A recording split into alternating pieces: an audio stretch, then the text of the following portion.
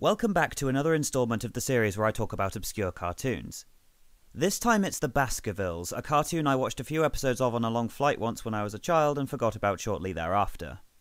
This video took a bit of research because I never actually registered the name of the fucking show, so I spent hours trawling through the internet trying to find a title that fit the description Reverse Addams Family Ripoff.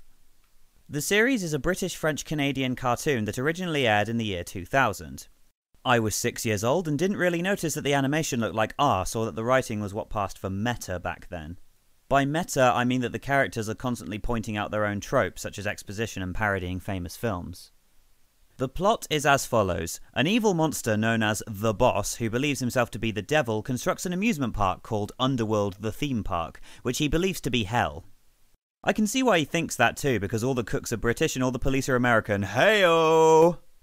In this theme park, bad is good and good is bad, so productive members of society are the ones that go around being dicks to everyone, and the rebels are people who clean their rooms, eat their vegetables, and don't rape animals.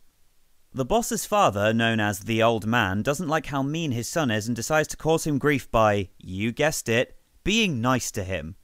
God, what a bastard. His first fiendish act is to invite the nicest family in the country, the Baskervilles, to come and live in the park, which is also a town. Yeah, this is why it took me so long to find. To upset the status quo with their niceness.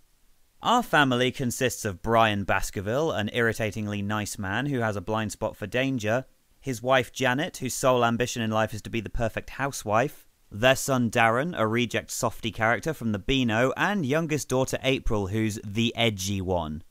What makes her so edgy, you ask? She uses place names as swear words. Jesus titty fucking Christ. I know it's the year 2000, but I feel I have to say this for any time travelers watching.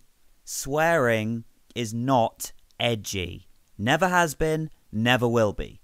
They are just words. That is all.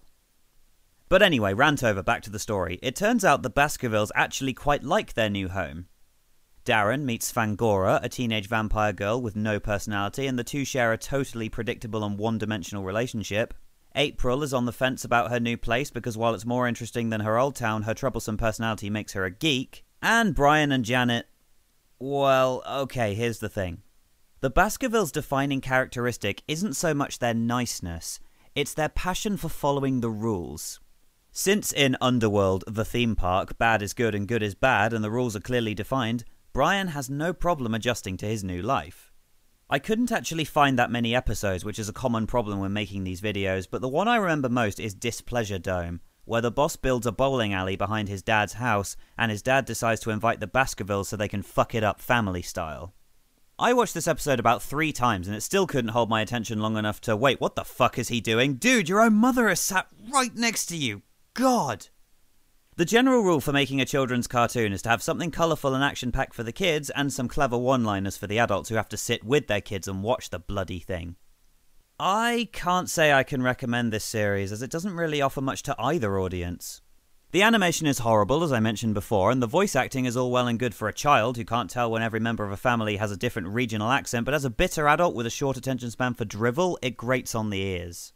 Some of the jokes did make me chuckle, like when the boss asks where the god of hunger is and the physical manifestation of disease says he's eating crisps at the bar, but there's also weird attempts at fourth wall breaks, like when the three-headed dog talks about the animation budget being the reason the previous scene got cut short.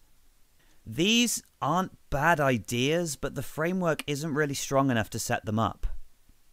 Other weird moments include, but are not limited to, their new house Colin trying to commit suicide with April and Dracula Jr. still inside, news of which provokes the same reaction from the Baskervilles as being told the Pope is Catholic, a painting of a man with a scrotum for a nose who's supposed to represent the Spanish Inquisition, and oh god, stop showing me that!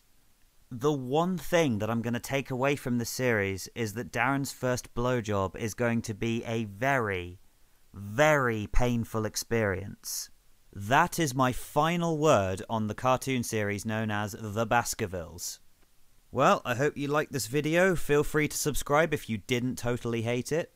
And fuck knows when I'm going to make the next one. Ciao for now.